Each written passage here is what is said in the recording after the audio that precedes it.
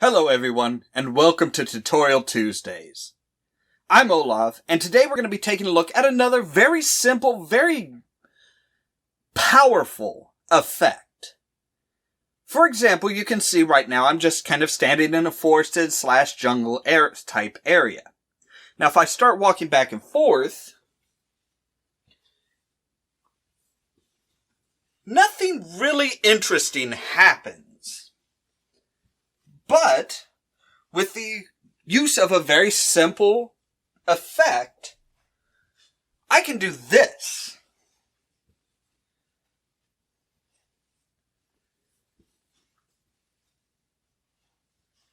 And as you can see, I am still walking back and forth. But, I seem to have developed a Predator-style invisibility. Now, it may seem like something really neat, really powerful, and something that you need something like Adobe After Effects to do, but in fact you don't. It's using a simple thing called alpha masks. So let's go ahead and get on into Magix Video Pro X7 and see how to do this effect.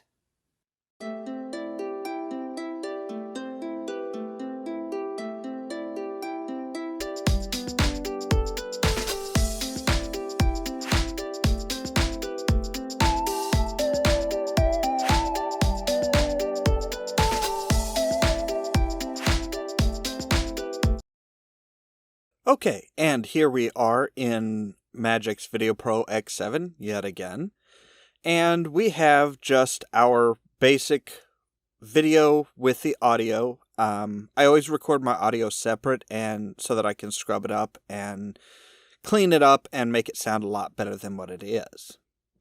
Now, one of the interesting things with this, and this will show us the very basic use of an alpha mask, is if you see right here, my arm is actually over the arm of the chair. Now, if I do just a straight line edit, it's going to cut out my arm, and I don't want that. So what I did is I already went in and made an alpha mask for this. And if you look at what the alpha mask is, it is basically just a white area with black background. Think of it as a movie screen. The white area is where the projector, what you're projecting is going to show. The black area is basically nothingness. So if we line this up with this, and we say, change the photo length to 1 minute, 21 seconds, 54 frames. That'll match that. That doesn't look like anything happened.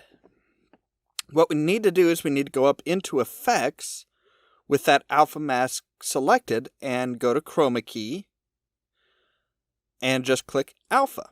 And boom! There we go. Now it is just the green area.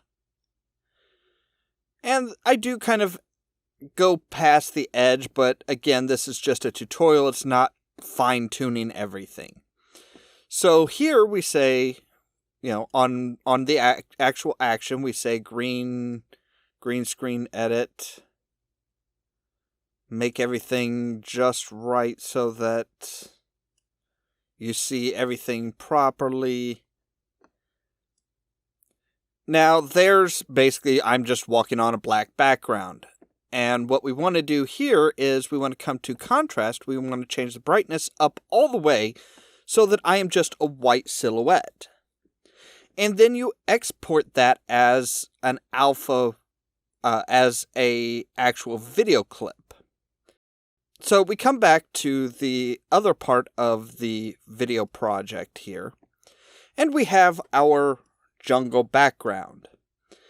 Now, if we say take the walk,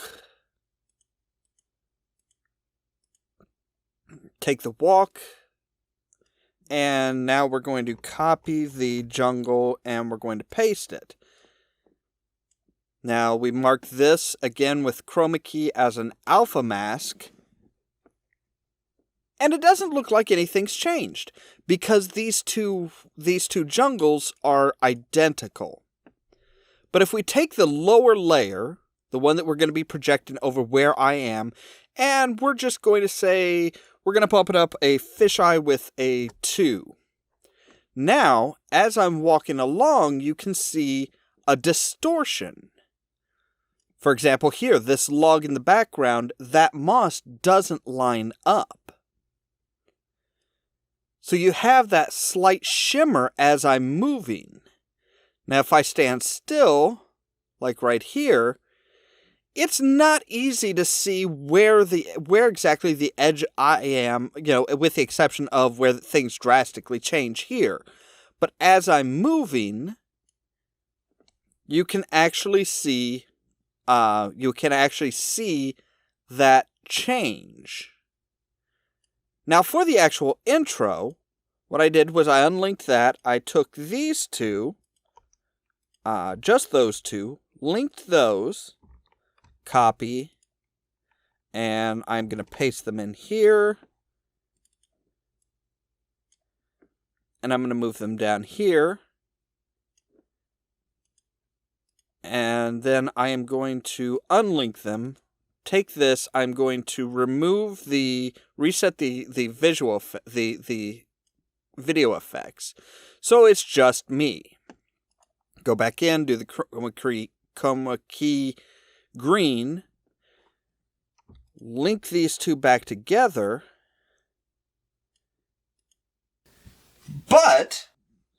And that is very loud in my ear. Let me lower that down. There we go.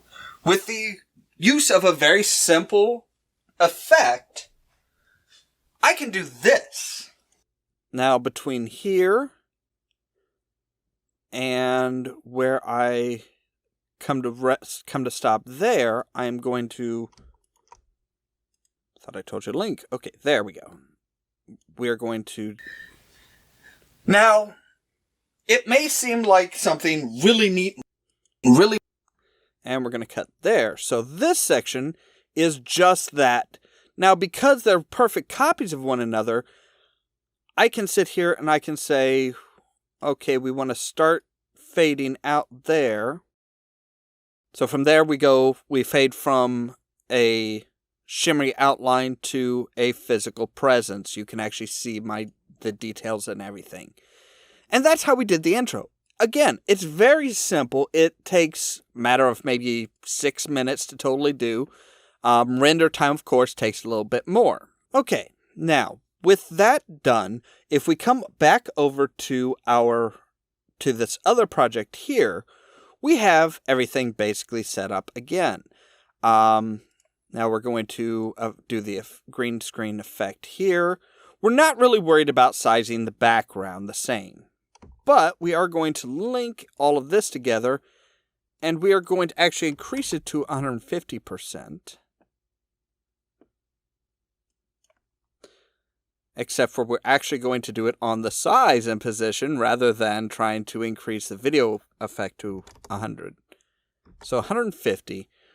And I want to say there, we're going to have it there.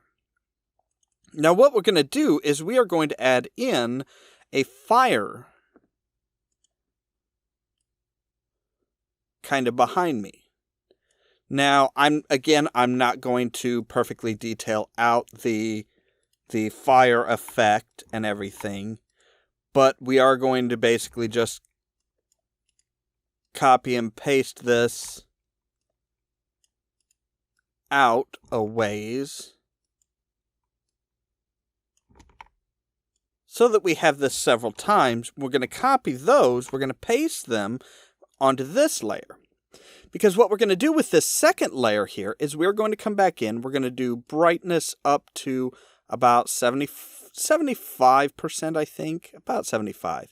So you see, it's now, there's various different layers of white. If we take this out, you can see